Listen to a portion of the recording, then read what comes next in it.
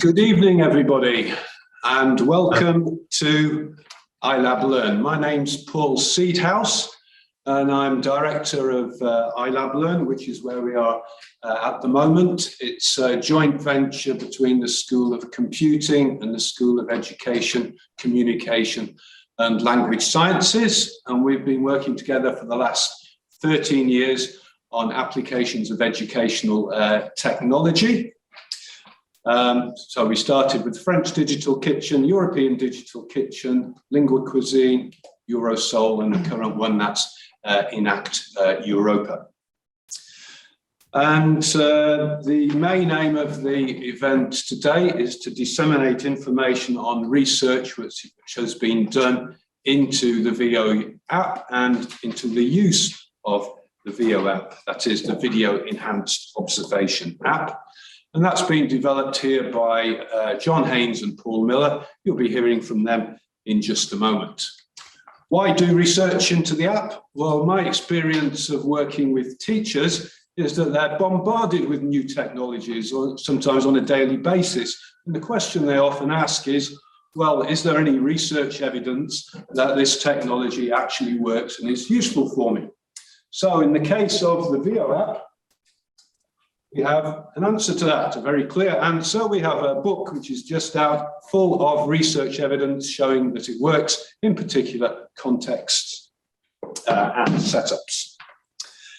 So what we're doing here tonight then is launching the new book, which is published by Bloomsbury. Welcome to people from Bloomsbury here tonight. The title is Video Enhanced Observation for Language Teaching, Reflection and Professional Development. And this is based mostly on this project, the VEO Europa project, funded by the wonderful European Union. Long may it last. And but it also includes work on 5 other projects. And it shows how the VEO app was implemented in 7 countries, 5 languages, and a range of educational settings. So teachers often ask, well, is it going to work in my setting? So we offer reflections on that. The book's got 3 sections. First of all, background with a practical guide to how you actually use the VEO app. Part 2, the biggest one, is case studies from different countries around the world. Very in-depth research showing learning, reflection and development that's actually taken place. And part 3 is frameworks, how you use the app for professional development and also for research. And we have lots of the authors of these chapters speaking here tonight. So I'd like to thank very much VEO, Newcastle University, the European Union, colleagues who've contributed to the project, and Bloomsbury as our publishers. So we'll be hearing from a range of speakers. If you have any questions, please send them in the chat and we'll do our best to answer them at the end. And we are recording this session, so if you don't want to be recorded, please switch your video off and leave your audio on. So first of all, it's my great pleasure to introduce Professor Nigel Harkness, who's the Pro-Vice-Chancellor for the Faculty of Humanities and Social Sciences, who's going to open the event. Nigel. Thank you, Paul. And I think I'm going to echo some of the things that you've already said in your introduction. It's an absolute pleasure to be here this evening with you for this Video Enhanced Observation Research event to celebrate not only the success of the VEO as a university spin-out company, but also the work done through the VEO Erasmus Plus and the VEO Europa Erasmus Plus funded project, and particularly, as Paul has already said, the publication of this splendid volume, Video Enhanced Observation for Language Teaching with Bloomsbury. As the head of this faculty, it's been a particular pleasure to follow the success of VEO as an EdTech product, supporting initial teacher training and the continuing professional development across quite a wide range of organizations and sectors, and its impact across the globe and in very different cultural and educational contexts is genuinely impressive. And it's wonderful to be here in person with some colleagues from Newcastle, but also to be here virtually with colleagues from Newcastle, our partner universities and organisations who've been involved in VEO and who've contributed to its significant and impactful work. I enjoyed having a look at some of those international case studies on the VEO website, which speak to the adaptability of VEO as a tool supporting teaching observation, teacher development, and the kind of reflective practice we all know is absolutely central to educator development. And it was really enlightening to see how colleagues used VEO here in Newcastle, and I have no doubt in our partner universities and right across the world, to support initial teacher training last academic year when placements in some schools just weren't possible because of the ongoing impacts of COVID-19. And in this context, VEO provided student teachers with access to video footage that depicted those real-life teaching situations. And through those tagging functionalities, they could then, with their tutor, explore effective and sometimes also not so effective teaching practice that could then be flagged for reflection. And it looked to me from looking at some of the case studies that what we saw there was that where that had initially been tutor-led, it increasingly became something where students became kind of autonomous reflective practitioners for the observation and teaching development.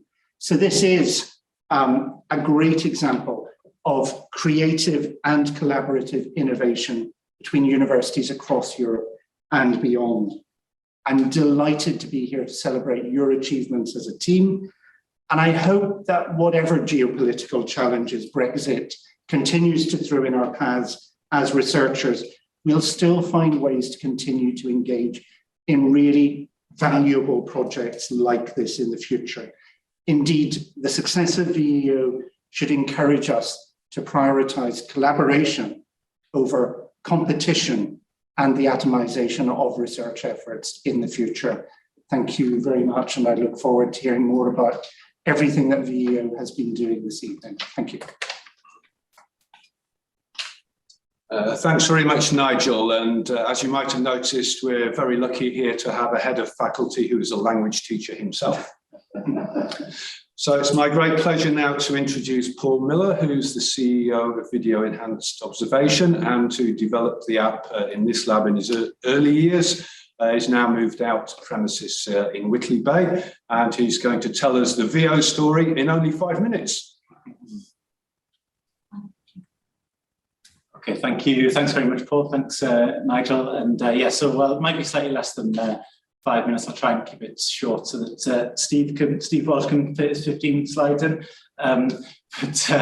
So yeah, really just going to summarise very quickly if I can, just where VEO has come from and where it is now and how we're looking in the future. And probably focusing on the three things you can see on the slide. You can see that being the technology and the learning we've had along the way, and then how our ideas behind VEO have actually changed. So yeah, so at the start, myself and John, who is speaking in a minute, we were very fortunate actually that we both approached the university with very similar ideas back in 2013.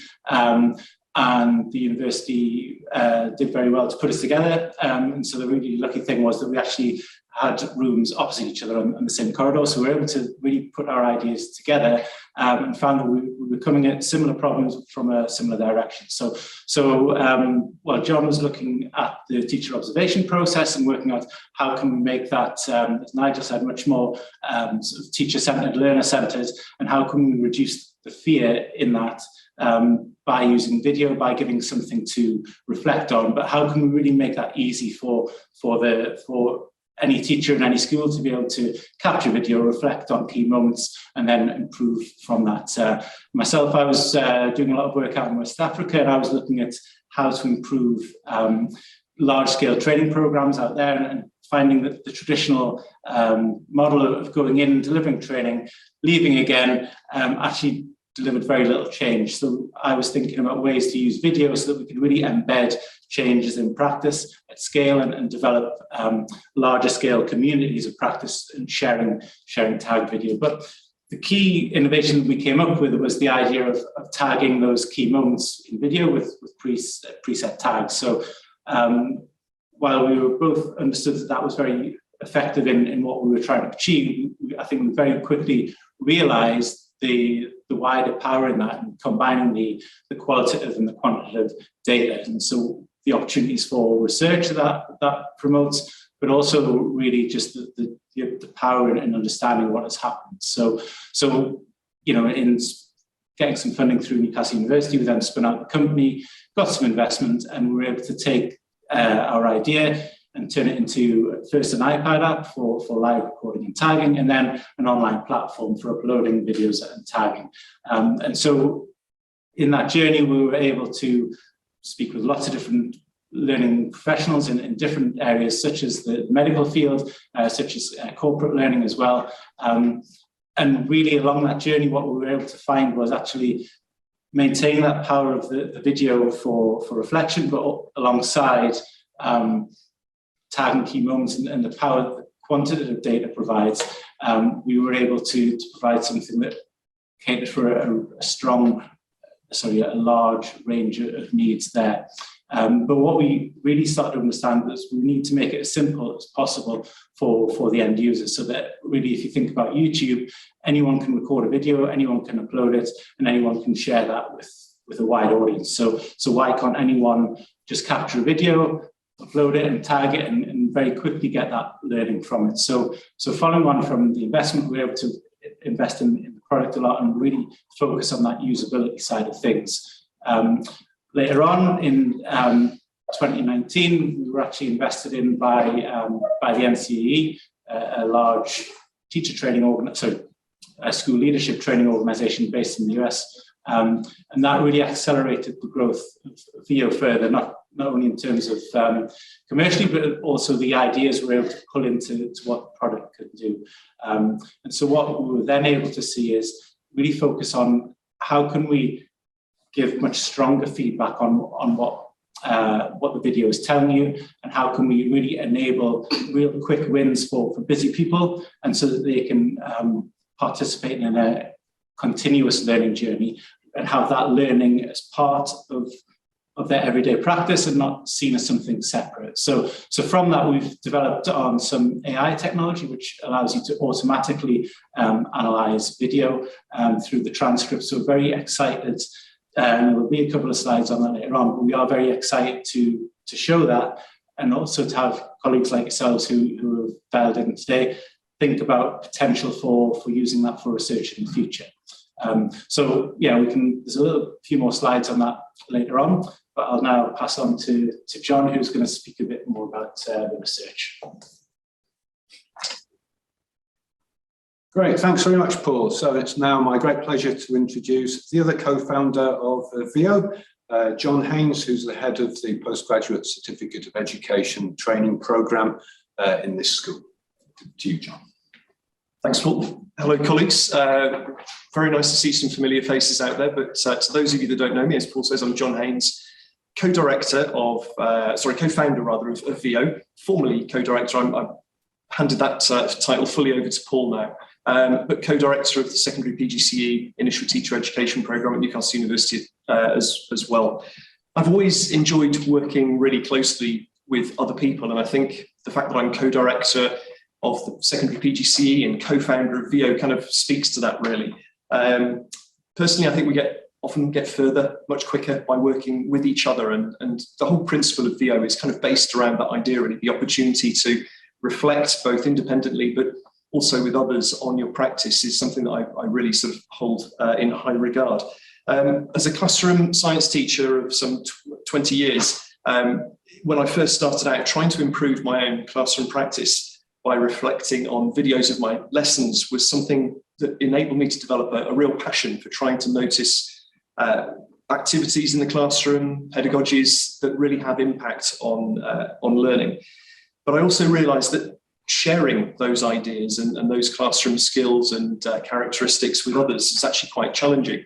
And that was one of the ideas behind video being something that we could use as a tool to share that practice more effectively. Of course, back in the day when I was using VHS cassettes or Betamax film, that was really, really hard. Finding the particular moment that you wanted to reflect upon with your colleagues or to share with others was not easy.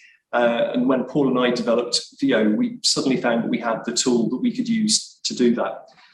As a teacher educator, and as Nigel said, I use VEO regularly to support my students' training, helping them develop from being a novice with a very basic understanding of the classroom, developing their awareness of the space and the activities that are undertaken in the classroom, developing a knowledge of how different pedagogical techniques and teacher qualities can support pupil learning.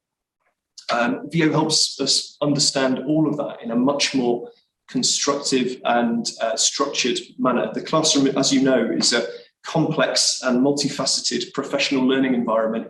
The nice thing about video is that it can slow that down. It can allow you opportunity to reflect on what's happened after the event. With the impact of COVID-19 on my schools, my placement schools, and therefore my trainees' placements over the past 2 years, VEO's been an essential tool as well to enable us to observe lessons asynchronously and remotely, and also to feed back to our student teachers really clear feedback on the things that they're doing in lessons, which they can develop further to support their effective teaching and professional development. In training my school mentors, I've been able to efficiently and more effectively share examples of what we might consider good practice, developing a common understanding of what we expect from our student teachers at different stages of their development. So our mentors are much more likely to be consistent in their judgments that they're making of student teachers pre-service while they're in practice. In my own interactions with my students, VEO's enabled me to improve the quality of my questioning, the quality of my discussions with them and my debriefing. And interestingly, one of the things that you can see on hopefully the slide that's in front of you now is the result of doing just that. One of the things I noticed in my early stages of being an initial teacher educator was that a lot of the conversation in these debriefs was very much led by me. And I didn't actually have VEO to support that analysis, but I knew that I was spending probably 75% of the tutorial session with me talking and my student teacher listening. And as you can see from the sort of pie chart that you can see on the presentation there, I was really determined to make it more student focused. And we ended up with, I think the red section is me talking and the green section is my trainee talking. So by changing my approach to debriefs, really encouraged the student teacher to talk more about their experience and allow me to probe that and help them develop their skills and confidence. And now with VEO's new artificial intelligence technology firmly embedded within the online system, we're able to automatically transcribe conversations and classroom talk, highlight keywords. Those things I believe are really, really important, opening up a whole new world of reflection on and perhaps the micro-tuning of our interactions with each other and with our pupils in the classroom. And I think improving the quality of those interactions, even by just a small amount, has a significant impact in the longer term. If I can change the way I ask questions to get my trainee teachers to reflect more effectively on their practice, ultimately their teaching gets better, and that has a knock-on effect on hopefully hundreds and potentially thousands of pupils that they end up teaching throughout their career. Paul Seedhouse has done an amazing job of capitalising on VEO's potential as a research tool, and it's a real sort of honour to be surrounded virtually by colleagues from Germany, Turkey, Finland, and America who have joined in that process of pulling this book together and the articles that it contains. I believe there are even more opportunities now to explore the use of VEO as a research tool. As I say, the artificial intelligence speeds up and automates many of the things that would previously have taken a research assistant hours to analyse and distill from taped video. We can now do that automatically and hopefully get on with the job of analysing the outcomes and actually trying to put those into some sort of purposeful research project that leads to improved actions and reactions in the classroom. Thank you very much. I hope you enjoy the rest of the speeches tonight. I'm really looking forward to hearing from our colleagues around the globe. Thank you.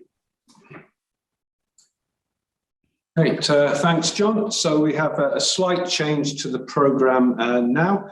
The next speaker will be Paul Miller again, and he'll be reading the slides of Dr. Bryce Walker, who you'll see on the programme from NCEE, talking about VEO research at NCEE in the USA. And he can't be with us at the moment, but he sent his slides to Paul.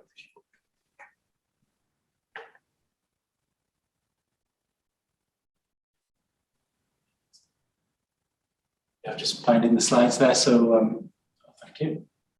Yeah. So yeah, at the moment Bryce was going to be speaking, but due to kind of plane cancellations and rescheduling, I think he's flying above some storm clouds in America at the moment, so obviously can't be speaking to you all. But I'm just really quickly going to speak to the slides that he's sent through. So as I say, we work closely with NCE, who have invested in VEO, but we're also keen to really push, the power of the technology. I'm just going to share three different ways that the VEO has been used at NCE to further their research into classroom practice.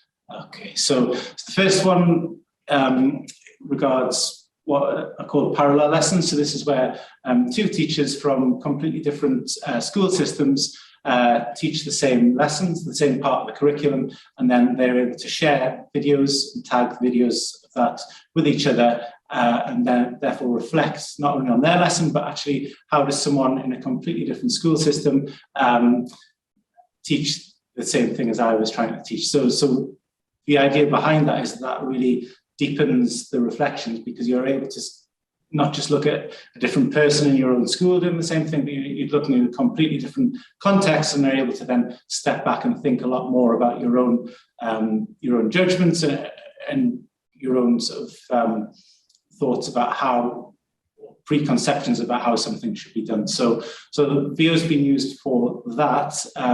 I think Bryce would have been able to speak a bit more about, the learnings that have come from that. But for me, it's a really exciting opportunity to connect classrooms in different parts of the world, almost knock down the walls of the classroom and have teachers share practice in that way. So we're excited to continue those projects. And as you can see in the slide, teachers in Pennsylvania, we're working with teachers in Hong Kong, but there's nothing to stop that from happening with teachers in Finland, Turkey, or Chile, or wherever else in the world.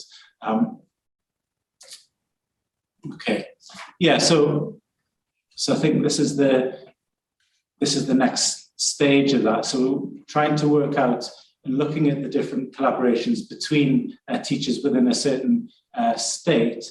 How do they collaborate when they share videos through VEO? So this particular research occurred on a narrower level, if you like, within Pennsylvania, but still it's taking the viewpoint of different teachers in school districts. And what we're really keen to do with VEO is to be able to start to aggregate some of the findings from an individual and take that further.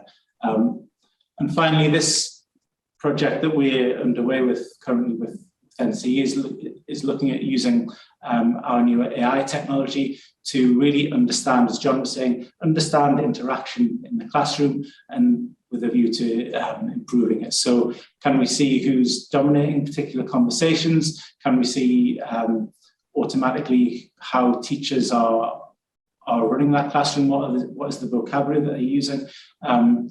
And so we're really pushing ahead with this with NCE, but actually we're really keen with, as John says, to collaborate with researchers from around the world to think about, if we can get all this automatic feedback from video classroom or online teaching, how can that really be analysed and used to improve practice? So like I say, we're really keen to work with colleagues from around the world about the ideas that you have. And I think the exciting thing about the AI technology really is that, not being a developer myself, but speaking with developers regularly, they seem to think that, you talk to them about AI analysis of video and that doesn't faze them at all. So they're really comfortable in really extending what can be done with this. So obviously for us, or for me, certainly it feels like rocket science, how all this information is coming back. But for developers, this is relatively sort of easy stuff. And so the exciting thing there is we can start to rather than us just give you some AI technology, we can start to work with organizations and really ask the question, well, what is it that you want to find out from video of practice in your environment? And then how can we then extend our AI technology to serve that? So I think, lots of potential there. And like I say, in the future, we're really keen to explore that with colleagues. Okay, so I'll now hand you back to Paul. Right, thanks very much, Paul. So we're now going to switch to our online speakers, and we're going to move the there we are. Oops. Yeah, how does that look? There we are. It's okay. That's fine.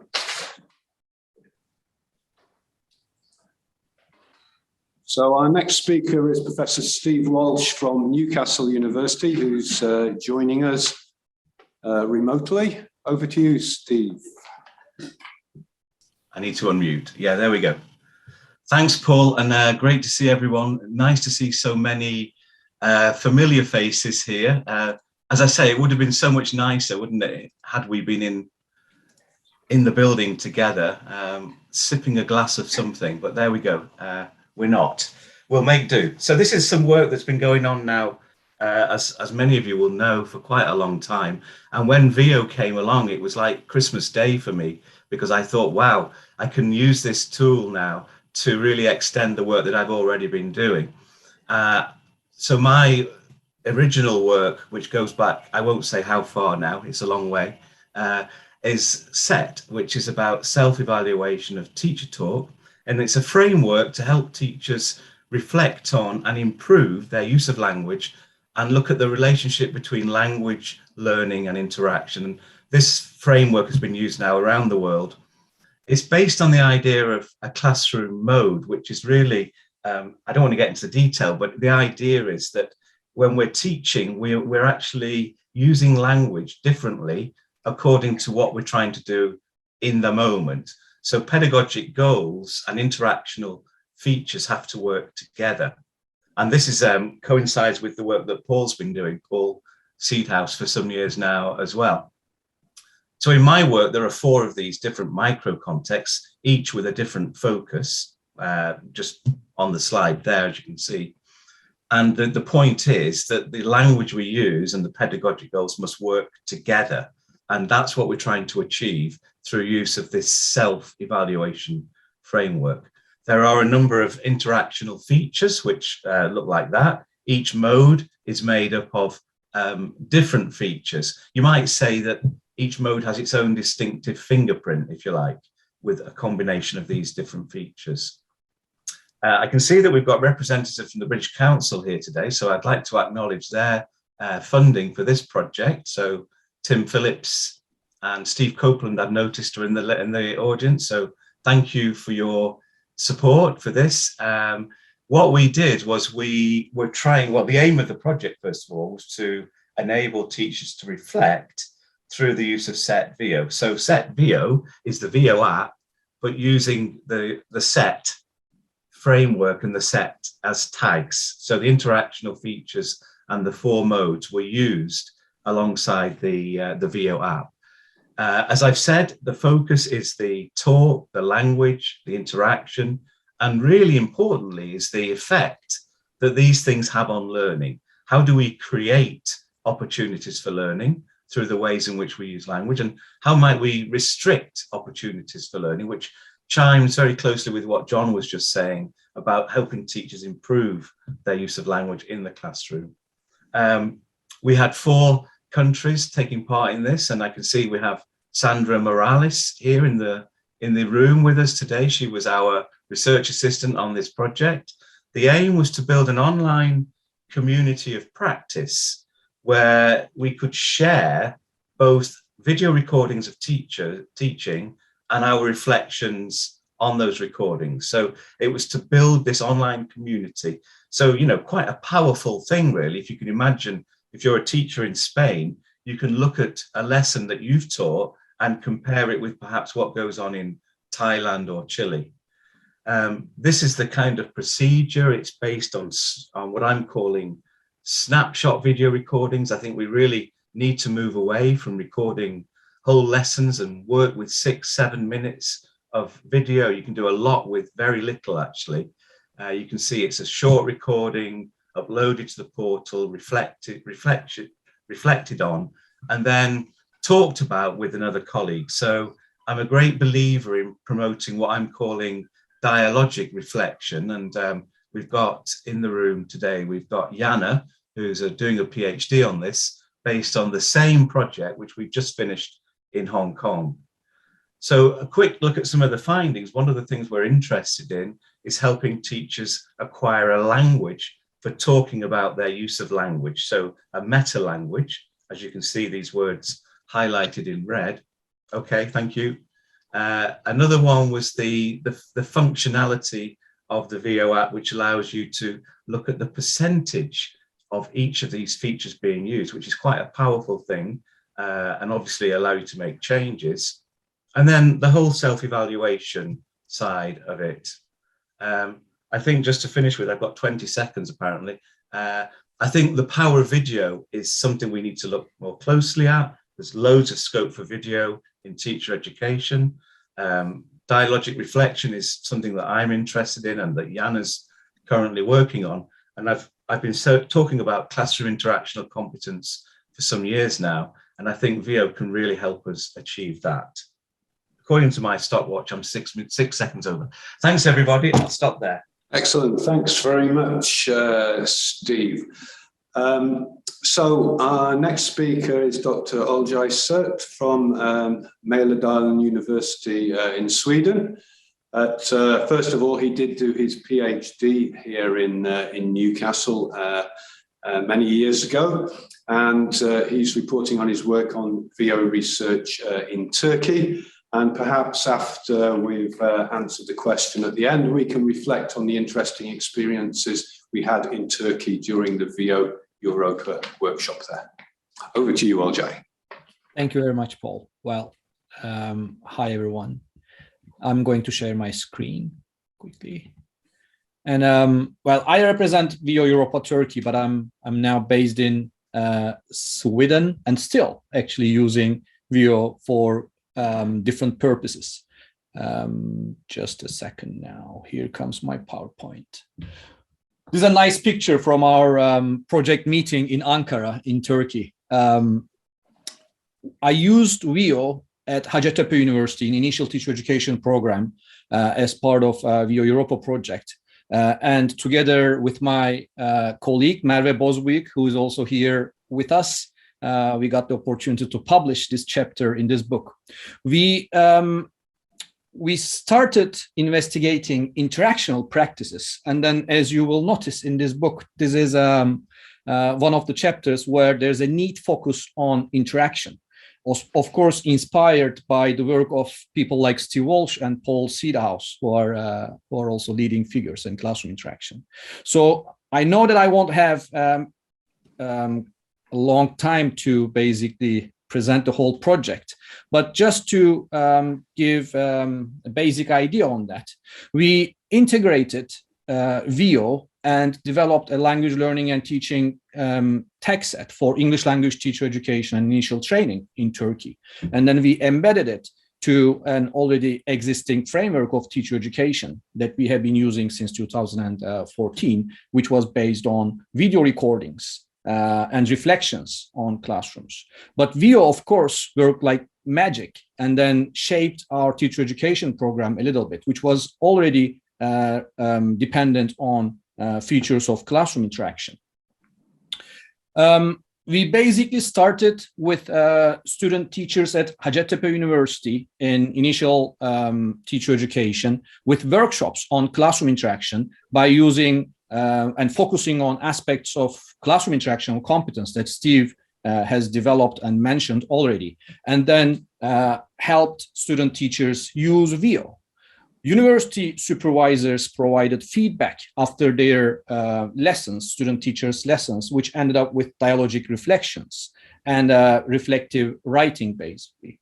And after that, we changed the power roles a little bit and then helped and encouraged student teachers to give feedback to each other without the existence of a university supervisor, which we thought was quite useful. And then the student teachers after that have written their critical reflections and then their reflections on their change in specific classroom interactional practices. And for this particular publication, we focused on teacher questions, how different types of teacher questions basically elicit student participation in language classrooms, which we think is a key feature of classroom interactional competence. So in total, we worked together with 11 pre-service teachers at Hacettepe University, and then recorded their lessons using VEO, tagged their lessons, but also used audio recorded post-observation feedback sessions and critical self-reflections after lessons so that we were able to track changes in interactional practices. We particularly focused on, in this study, a focal teacher we called Belma, and then we digged into her data. And our collections of her interactional practices led us to investigation of her questioning practices. Using what I call a discursive timeline analysis, we focused on different aspects and then different forms of questions that she asks, and then how they facilitate student participation. We have found that over time, Belma has diversified her questioning practices. And after the second round of teaching, following reflections and then following feedback from peers and mentors, she used other forms of questions that led to increased student participation. So I guess I'm getting close to my 5 minutes time. So I'm going to stop here. Thank you. Great, thanks very much, Olzai. So our next speaker is Professor Gert Schwab from Ludwigsburg University of Education, who will be speaking on the VEO research undertaken in Germany. In fact, it was in Karlsruhe at the time, that wasn't in Goetz. Okay, thank you very much. I'm going to share my screen as well. Hopefully it works. So I hope you can see my screen. So first of all, hello to everybody. And thank you very much, Paul, especially for putting together this book. I'm going to present our chapter, which is chapter 5. So if you're interested in more, you can actually read it afterwards. The idea is something that Mareike Österle is also here, and I put together as part of the VEO project when we were based in Karlsruhe. I have now moved to a different university, but still use VEO. I just want to walk you through the two main ideas of how VEO was used in our project, in the part that we took. And just the context of what we do, of course, was back then, but it still is teacher education for teachers who, future teachers who are going to become primary or secondary one, lower secondary teachers. Now, we used it in two ways. And I think this is one of the advantages of VEO, definitely, that you don't have to stick to one option, but you can use it in different ways. And we did actually two things. First of all, we used it in a more traditional in-class observation setting, where we actually went with our students to their internships. So what they have to do is, this is part of the study program here in Germany, they have to do a one-semester internship. And we observed them, and we took actually VEO, the VEO app, in order to enhance the observation process. The other thing is, and that's something that I do at the moment quite a lot because of the pandemic, I use VEO in retrospect. So I use the portal, the VEO portal, where you can upload videos and then share it with your students. And they can tag and do different things. But let's start with the first strand. So what we have usually is a group of 4 to 5 students who actually go to schools, and we do a classic kind of observation. We visit them once a week. But in order to improve that process of their first teaching experiences, we decided to take VEO into the observation process in a certain way. And that was that we encouraged them to do video recordings among themselves. So the fellow students actually, without me, independent of me, they recorded each other. I supervised them and helped them to develop the text sets. So they developed their own text sets, really based and tailored to their needs. And as they were actually beginners, there were quite a number of things they could look at. Then again, we did what Steve just mentioned, that is the dialogic reflection process. We encouraged them to take a look at the videos afterwards together. So the one who actually recorded and tagged this, the lesson, and the one who was actually recorded. So these two went together and did some kind of peer reflection. Another strand, another part of the project that we did is that we sent one of our students who wanted to do her her BA thesis, and she recorded herself and others in a different school without being overseen by us. And we also encouraged her to develop her own text sets and do the reflections now, not with peers, but with her mentors. Second strand, and this is what I've just mentioned, is something that I do at the moment quite a lot.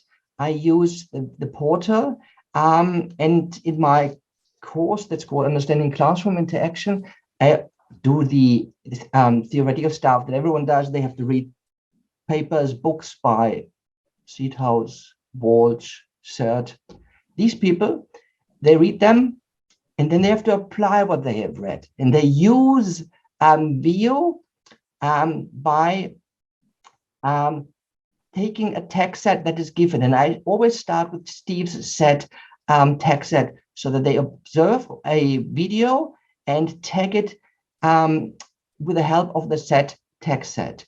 And then as a next step, I encourage them to do their individual text sets, develop their own individual text sets in order to develop further questions and take a look at it.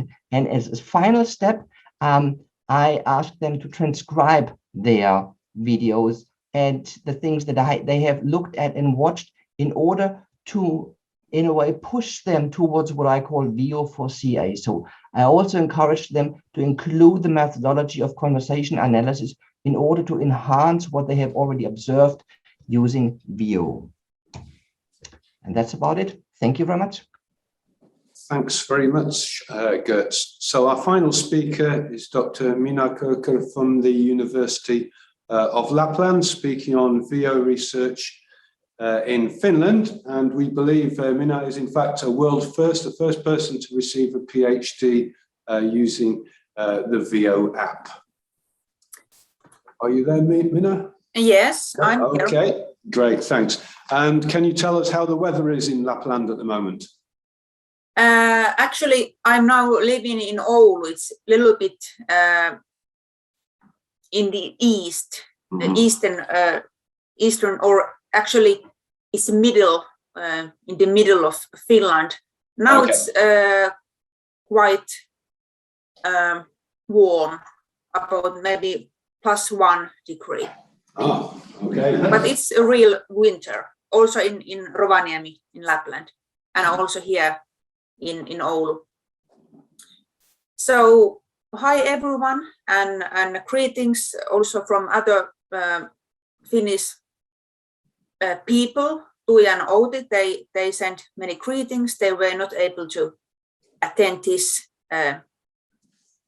event, but I now represent Finland and Finnish team. So my name is Minna Körkkö, and I worked at the University of Lapland during this project, and I then did my PhD study as part of this wonderful project. At the moment, I'm working at the University of Jyväskylä, Finland, as a university teacher, and I am not doing any practical work with VEO at the moment, but I'm still writing about the use of video in teacher learning with some colleagues from University of Jyväskylä. Now I share some results from my PhD study because I think that this study and these results that I got, they are significant when we think about using different kind of video applications in teacher learning. So these results contribute also to not only to the use of the VEO app, but also to other use of video and technology in teacher learning. So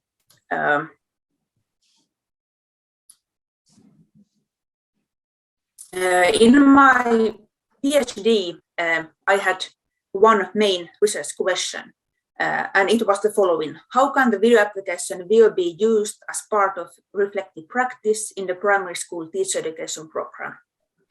So in Finland, we integrated the VEO app to the system of teacher training, and we used this app as a tool for student teachers' self and also peer reflection, and also as a tool for supervision during teaching practice. And supervisors were university lecturers and teachers. And then I had two sub-questions concerning the VEO app. And the first one was the following: how can the video application VEO be used as a tool for the learning of reflection skills and for guiding that learning? So we focused on learning especially. And then the second sub-question was: how can the video application VEO become a practical tool for promoting the development of reflection skills? So we aimed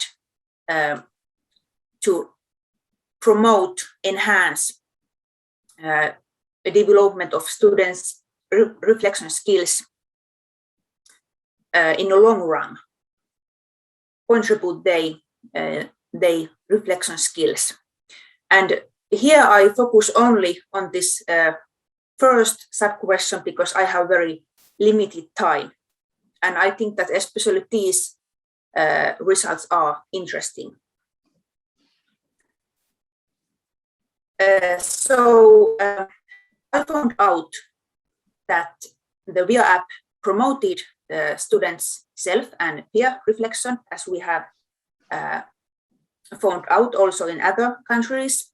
And some VEO features were especially helpful, such as tagging system and then mobility. So it was easy to carry the app everywhere.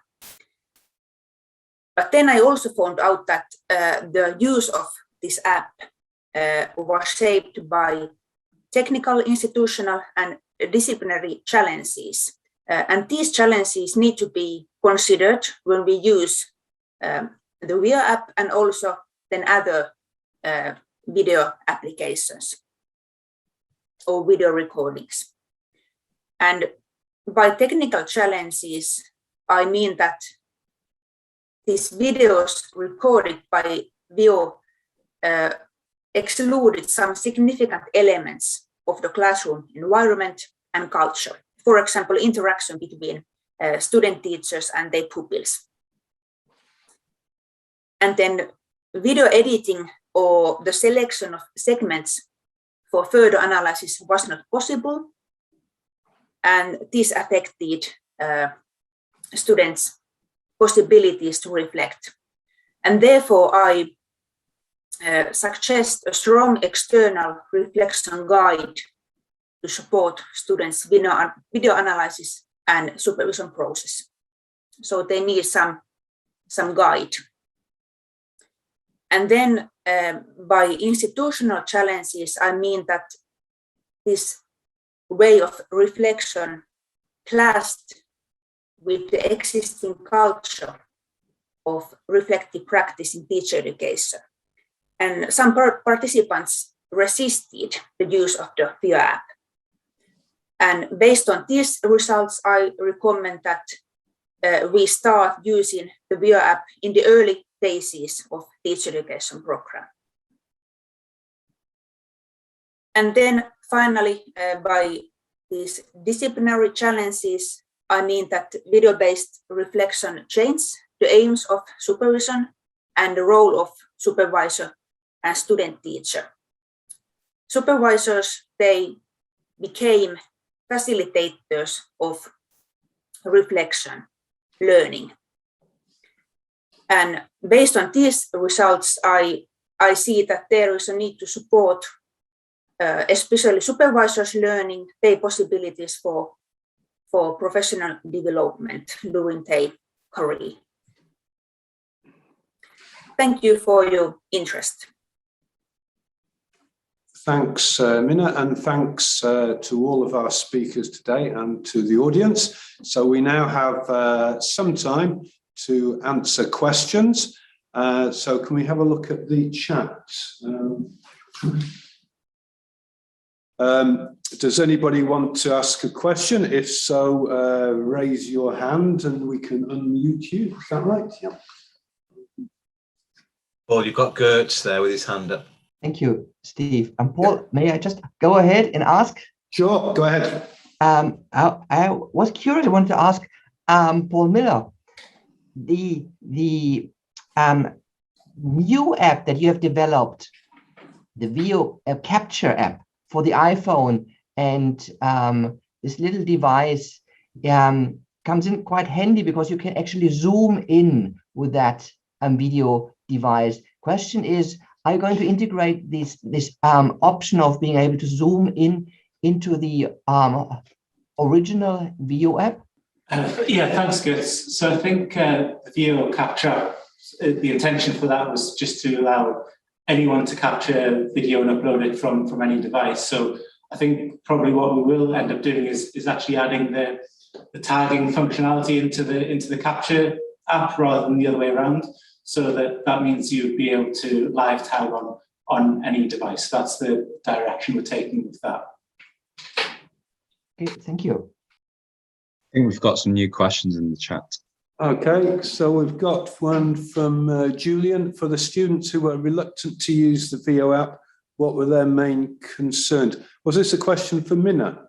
Yes. Yes, I think it was probably for Minna. Minna, do you want sorry, to say? Can you repeat the question? Yeah, for the students who were reluctant to use the VEO app, what were their main concerns? Okay, so it was there in chat. Okay. Yes, there were many reasons, I think. I think the one reason was that for these certain students, this way of supervision was totally new.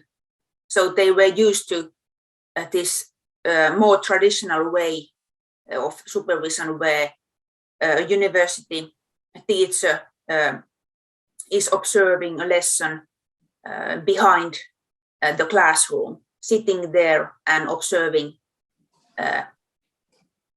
lesson episodes there physically. And then after that, they have this 15 minutes short conversation. So this use of this VEO app so that the supervisor disappeared from the classroom, it was totally new for students. And I think that this change of this culture was one reason. And then the other reason was naturally that students, they had some negative feelings about being recorded, which is also quite normal. If you have never been recorded, the first reaction may be shock or something else, emotional reaction. And this was also this change of culture also caused these negative feelings for our supervisors, because they had to change their way of doing and their role shifted.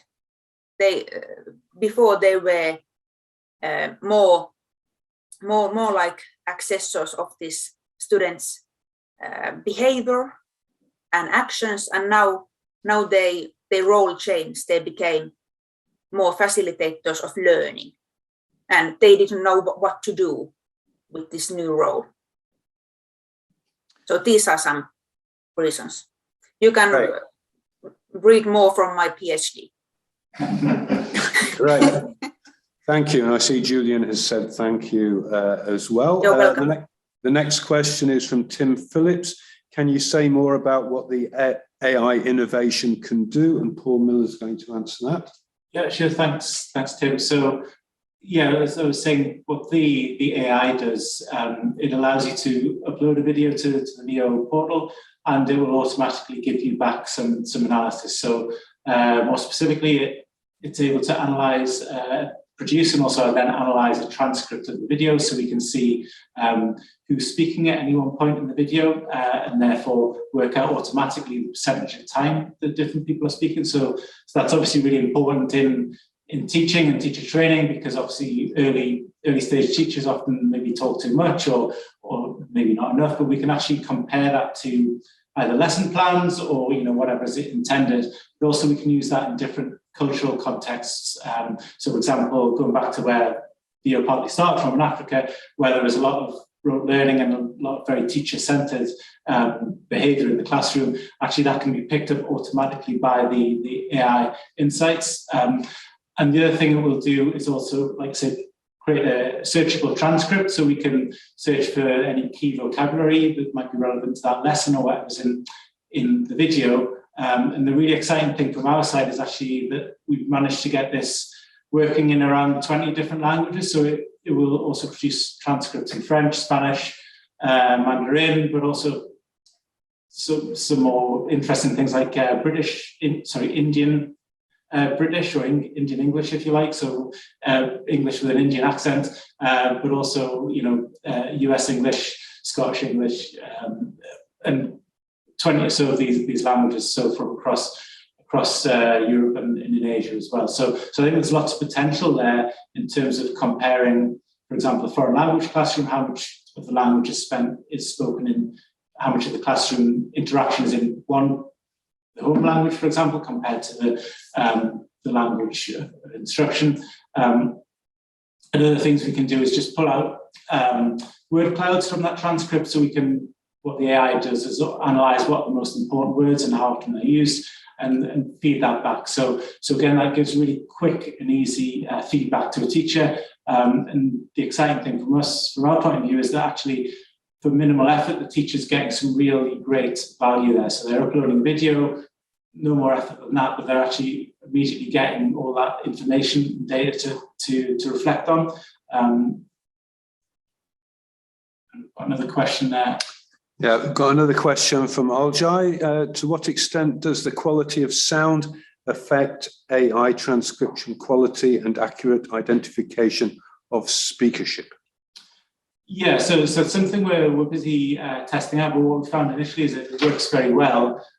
So essentially we're working from, there's some key players in this. There's AWS, there's Microsoft, and one or two others providing these transcripts. So we're working from the quality that they're producing, and actually they're really motoring ahead in terms of the technological advances. So it's really picking up very, very accurately, despite variable quality. So for example, we have uploaded classroom video, classroom interaction, that's been excellent. But things like, a Zoom recording like this is really, really effective, because obviously that's really clear. But like I say, in terms of classroom interaction, you could upload that and very quickly see how much time the teachers spent talking compared to the pupils, and then really drill down on what those teacher-pupil interactions are looking like and the specific words that are used.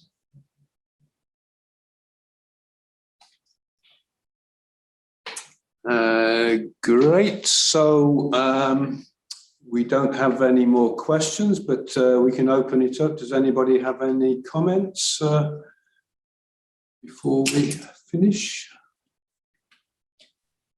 Can I just say something, Paul?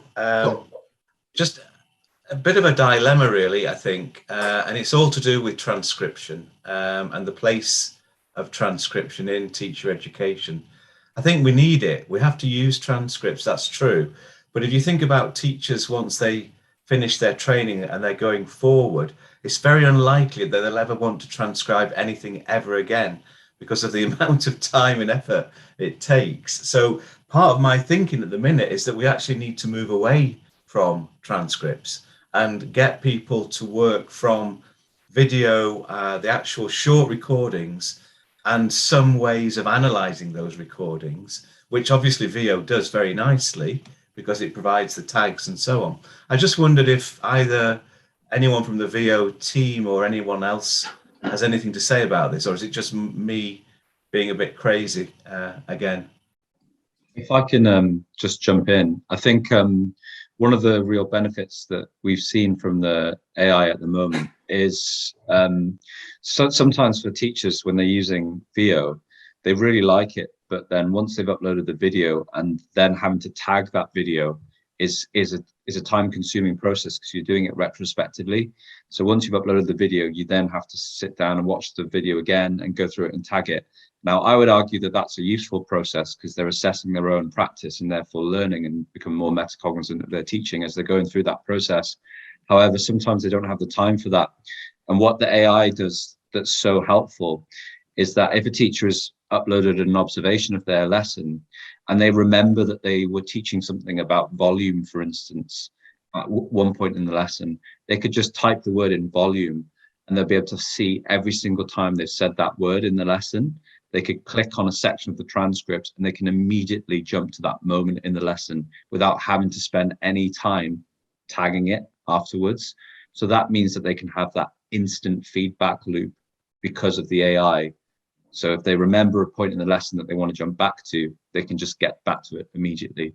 So I think that's one of the real benefits of it that we've seen so far. I don't know if Paul wants to expand on that at all. Or... Thanks, Nihad. Yeah, that does make sense. And can you do word clusters, like multiple word clusters, like 6-7 words as well, and type that in and it will... Yeah, okay. That's right, yeah, Steve. So, yeah, just add it. I think you're right. You're certainly right, though. I think we need to sort of minimise the effort on the teacher's behalf because they're spending their day teaching, and obviously the reflection is valuable. But you have to understand they have limited time, so we want to make that as easy as possible. So the direction that you're taking of having teachers record only 6 or 7 minutes or 10 minutes or whatever across our journey with VEO, we found that to be a lot more valuable than recording an entire hour lesson, because even within that 6 or 7 minutes, there's some really great stuff to reflect on or get feedback on and really drill down on and create learning moments from that, without having it's a psychological thing of thinking, I need to watch this entire hour of video back. And so I think the AI alongside the kind of you're suggesting of shorter excerpts, it can be really effective. I think it also helps with Mina's problem of that fear factor, short video, get used to just seeing yourself for a few minutes, not a whole lesson. It's definitely psychologically easier to do it that way. Steve, may I just comment on your idea with transcripts? I would go in a slightly different direction with the transcriptions, not because I have a different background. It's more the AI technology, I think, will provide us with easy access to transcript where we actually don't have to transcribe a lot. You just get it. And I think this is the tool we are aiming at, and this is what we'll have to wait for. And I think there will be a lot of improvement in this field. And then you can have the videos, the short snippets, as you said, which is great. But then again, you have automatically some kind of transcript where you actually see that. And with the foreign language teachers, looking at my students, I think it's important to look at words, what they say or don't say, looking at pauses and stuff like that. And if they see it, on a piece of paper and that is created automatically, I think the whole process of reflection will definitely improve. Yeah, I totally take that, and I think we need both. I think, when you're teaching live online, you've got to develop a sixth sense about what language and interactional features you're using, which you don't have a transcript for when you're in a classroom in front of a group. You need to be able to gauge your language use actually in the moment while it's happening and make adjustments. So I think, you know, there's two different sets of skills going on here. I think we need both. Yeah, definitely.